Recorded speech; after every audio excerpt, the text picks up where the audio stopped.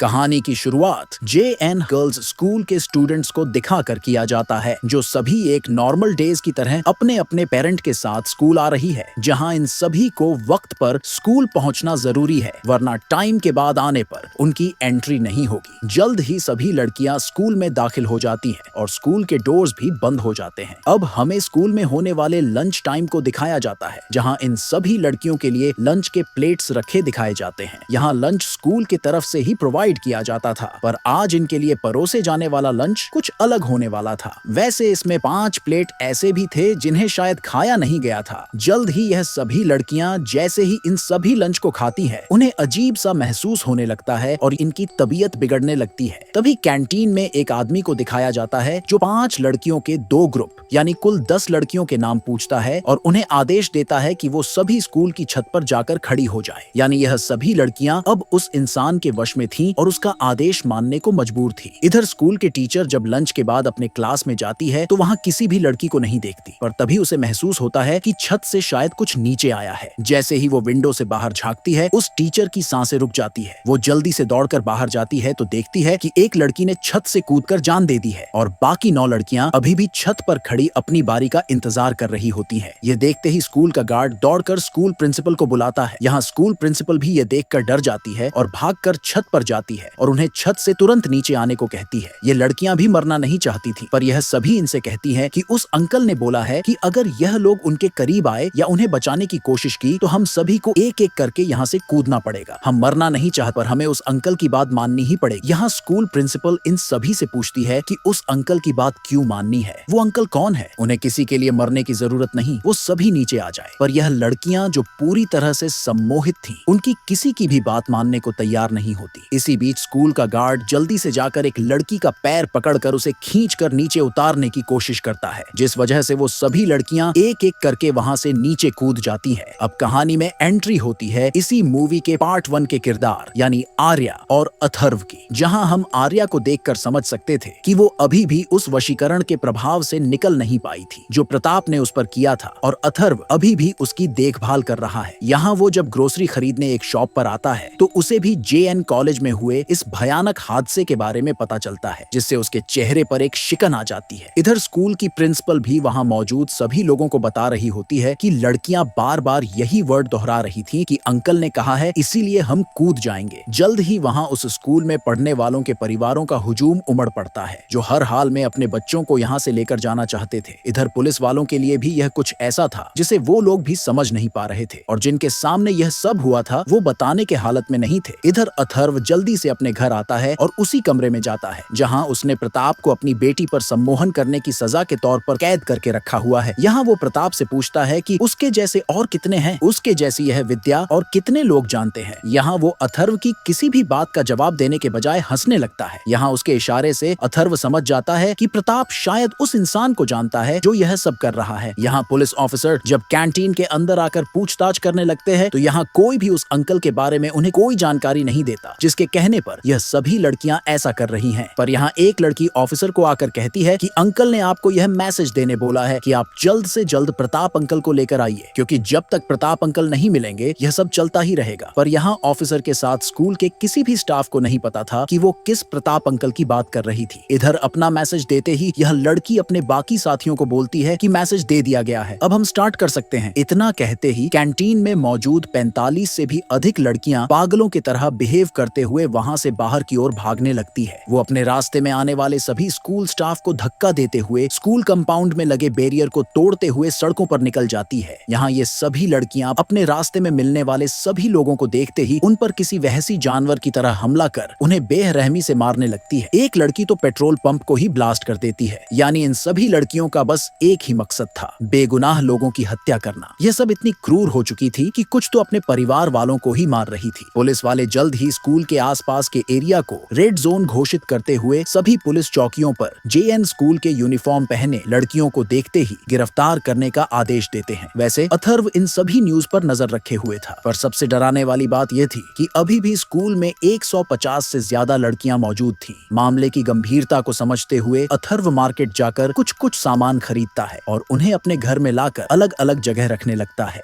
इसके अलावा अथर्व यहाँ प्रताप के मुंह में बेड़ियां बांध देता है, पर यह सोचने वाली बात थी कि कि प्रताप की जीभ तो मूवी के पहले पार्ट में अथर्व ने खुद काट डाला था, तो उसके मुंह पर बेड़िया बांध कर रखने का क्या कारण है ये भी आपको मूवी के एंड में पता चलेगा। इसके अलावा यह सब सामान क्या था जो अथर्व लेकर आया था यह भी आपको आगे पता चलेगा। जल्द ही शाम हो जाती है और अथर्व वापस से कहीं जाने के लिए निकल पड़ता है। इधर पुलिस ऑफिसर भी स्कूल में बचे बाकी लड़कियों के माँ बाप को समझा रहा होता है कि उन्हें अपने बेटियों से बात करके यह पता लगाना चाहिए कि आखिर वो कौन है जो इन लड़कियों को ऐसे खतरनाक काम करने को मजबूर कर रहा है और उसका प्लान क्या है। तभी वहाँ बैठी यह लड़की उस पुलिस ऑफिसर को बोलती है कि उन्हें जल्द से जल्द प्रताप अंकल को ढूंढ कर लाना होगा, वरना अगले 5 मिनट में कुछ बहुत बुरा होने वाला है। यह सुनते ही सभी लोग बहुत ज्यादा डर जाते हैं। तभी वहाँ अथर्व आता है जो उन्हें बोलता है कि यह सभी लोग वशीकरण के कब्जे में हैं और यह लोग जिस प्रताप अंकल के बारे में बात कर रहे हैं उसे अथर्व ने ही कैद करके रखा है। यहाँ अथर्व उस लड़की से पूछता है कि अगर वो प्रताप को लौटा दे तो उसके बाद उनका क्या प्लान है, पर लड़की यहाँ कुछ बता नहीं पाती। यहाँ सभी लोग अथर्व को यह सब ठीक करने के लिए प्रताप को लौटाने की विनती करते हैं। यहाँ वो इन सब को बताता है कि उसके ऐसा करने से कुछ नहीं होगा, यह सभी लड़कियां नॉर्मल नहीं होगी, इसलिए उन्हें हर हाल में उस शैतान से मिलना है जिसने इन मासूम बच्चियों पर ऐसा वशीकरण किया है। चूंकि अथर्व के साथ ऐसा हो चुका था इसलिए वो जानता था कि वो शैतान यही कहीं छुपा है, क्योंकि वो पास रहकर ही इन्हें अपने काबू में रखकर सब काम करवा सकता था। तभी स्कूल की योगा टीचर को वहाँ बैठी लड़कियों के पीछे वही आदमी छुपा हुआ मिल जाता है जिसने उन पर वशीकरण किया था। अब यहाँ शैतान बाहर आकर उन सबको कहता है कि हाँ, मैं ही हूँ वो राक्षस जिसकी तुम लोगों को तलाश है। इसका नाम था राजनाथ। अब यह प्रताप को क्यों ढूंढ रहा है यह भी आपको जल्द ही पता चल जाएगा। राजनाथ यहाँ मौजूद सभी लोगों को बताता है कि इन सभी लड़कियों को उसी ने अपने कब्जे में लिया है और अगर किसी ने भी राजनाथ को पकड़ने या उस पर हमला करने की कोशिश की तो यही लड़कियां यहाँ मौजूद सभी लोगों को मार डालेगी और खुद को भी आग लगा लेगी। यहाँ राजनाथ उस लड़की के पास जाकर उससे पूछता है कि उसे तो प्रताप के मिल जाने के बाद का प्लान पता था, पर उसने किसी को क्यों नहीं बताया। इसलिए वो उस लड़की को एक चाकू देकर उसका हाथ काट लेने को बोलता है। राजनाथ के ऐसा कहते ही लड़की खुद के हाथ को काटने लगती है, जिससे वहाँ मौजूद सभी पेरेंट के बीच डर का माहौल बन जाता है और उस लड़की के माता पिता इसे रोकने की कोशिश करने लगते हैं। तभी ऑफिसर अपनी गन निकालकर जैसे ही राजनाथ पर गोली चलाने जाता है, पास में चाकू लिए खड़ी एक लड़की ऑफिसर पर हमला कर उसकी गन उससे छीन लेती है। माहौल बिगड़ता देखकर राजनाथ वहाँ मौजूद सभी पेरेंट और टीचर्स को यहाँ से जाने बोलता है, पर कोई भी राजनाथ की बात मानने और अपने बच्चों को इस शैतान के पास छोड़ने के लिए राजी नहीं होता। इसलिए राजनाथ एक लड़की को पुलिस वाले की बंदूक देकर उन सभी लड़कियों और उन परिवार वालों को मार देने का हुक्म देता है जो भी यहाँ रुकना चाहते हैं। वो लड़की एक एक करके कई लोगों को मार देती है, जिससे बाकी सभी लोग जल्दी से स्कूल कैंटीन से बाहर निकल जाते हैं। अब अथर्व और राजनाथ एक दूसरे के सामने थे। यहाँ अथर्व उसे बताता है कि उसने प्रताप को पिछले 12 साल से अपने पास कैद करके रखा है, क्योंकि उसने भी उसकी बेटी पर वशीकरण किया था, जिस वजह से उसके बेटे की जान गई और उसकी बीवी भी मारी गई। यहाँ पहले तो राजनाथ को यकीन नहीं होता कि अथर्व जैसा एक आम इंसान प्रताप को इतने सालों तक कैद में कैसे रख सकता था। इसलिए पहले तो राजनाथ उसे डराता है और वहाँ मौजूद सभी लड़कियों को एक एक कर मार देने की बात करता है। पर यहाँ अथर्व को इन बातों से कोई फर्क नहीं पड़ता, बल्कि अथर्व की बातें सुनकर उसे भी यकीन हो जाता है कि अथर्व को यहाँ मौजूद किसी के भी जान जाने से मतलब नहीं था, उसे बस अपनी बेटी को ठीक करना था। चूंकि राजनाथ का भी प्रताप को लेकर एक मकसद था, जिस वजह से उसे हर हाल में प्रताप चाहिए था। इसलिए राजनाथ और अथर्व के बीच एक डील होती है कि अथर्व राजनाथ को प्रताप के पास ले जाएगा, पर बदले में राजनाथ को उसकी बेटी आर्या को वशीकरण से आजाद करना होगा। अब राजनाथ यहाँ प्रिंसिपल को बुलाकर उन्हें 2 बस तैयार करने को बोलता है ताकि वो सभी लोग यहाँ से अथर्व के साथ प्रताप के पास जा सके, पर वो उन्हें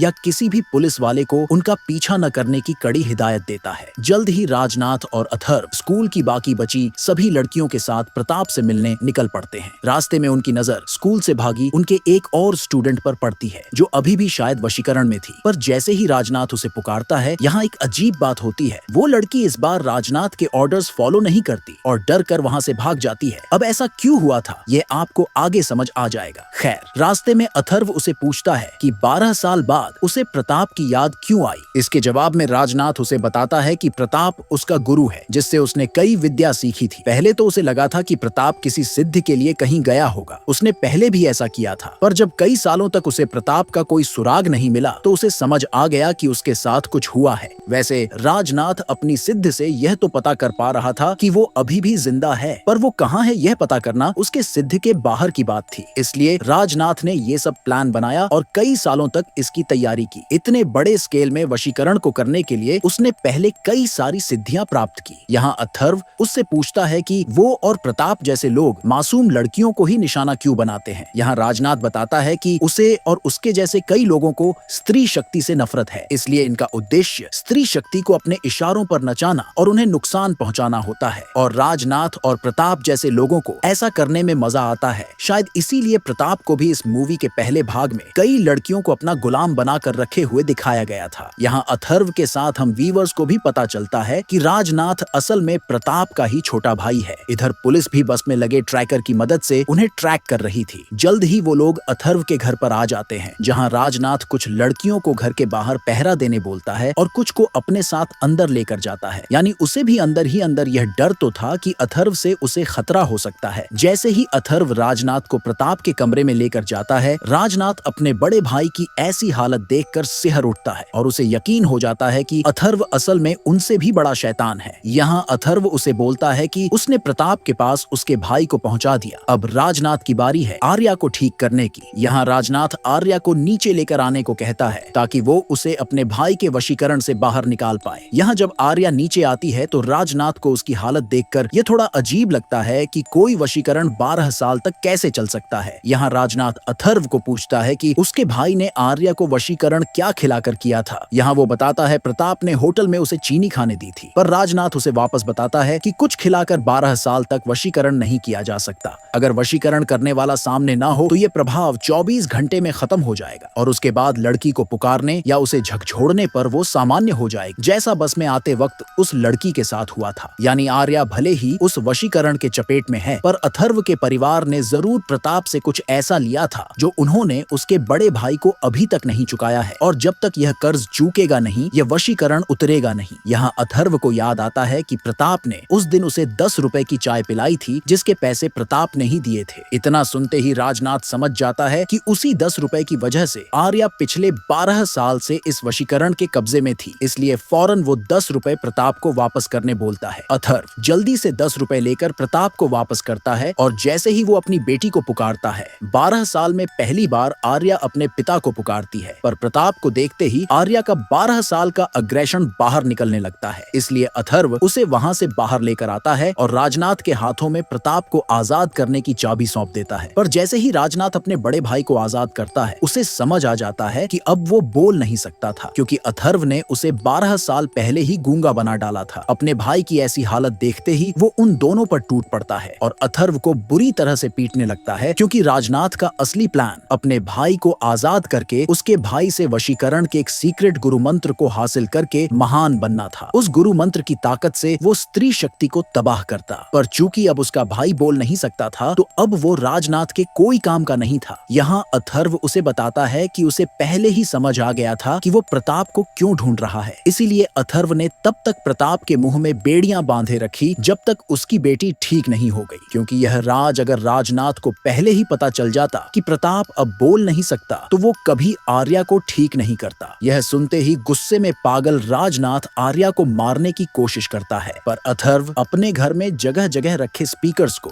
जिन्हें वो स्कूल जाने से पहले खरीद कर लाया था, उन्हें हाई फ्रीक्वेंसी साउंड में एक्टिवेट कर देता है, जिससे राजनाथ के साथ उसकी सभी लड़कियां इस हाई फ्रीक्वेंसी साउंड को बर्दाश्त नहीं कर पाती। मौका मिलते ही अथर्व राजनाथ के सर पर एक जोरदार वार करता है। अब राजनाथ भी अपने भाई के साथ उसी कमरे में कैद था और अथर्व तैयार था उसे भी गूंगा बनाने के लिए। अब सीन अगले दिन सुबह में शिफ्ट होती है, जहां पुलिस ऑफिसर और प्रिंसिपल अथर्व के घर उससे मिलने आए हैं। यहाँ अथर्व इनसे रिक्वेस्ट करता है कि इन दोनों भाइयों को उसी के पास रहने दिया जाए। उसे पता है कि इन शैतानों को हर दिन कैसे तड़पाना है, क्योंकि उन्हें कानून वो सजा नहीं दे पाएगा जो सजा यह दोनों भाई डिजर्व करते हैं। उन मासूम लड़कियों की मौत और उसकी बेटी आर्या के 12 साल के बदले अथर्व अब इन दोनों को उनके बाकी की पूरी जिंदगी नरक से भी बदतर सजा देगा। यही इनके साथ असली न्याय होगा। पुलिस ऑफिसर और प्रिंसिपल अथर्व की बात मानते हैं और वहां से चले जाते हैं। अब छत पर बैठी आर्या को दिखाया जाता है, जो 12 साल में पहली बार खुद से अपने सामने रखा जूस का गिलास उठाकर पी रही थी, और अथर्व अपनी सफलता पर मुस्कुरा रहा था। और ये फिल्म यहीं खत्म हो जाती है। वैसे उम्मीद करता हूँ कि आप सभी ने इस मूवी का पहला पार्ट वश या अजय देवगन की शैतान मूवी देखी होगी। वैसे आपको यह एक्सप्लेनेशन एक्टिंग कैसा लगा जरूर बताएं। चैनल को सब्सक्राइब करना ना भूले और वीडियो अच्छा लगा हो तो कमेंट में फाइन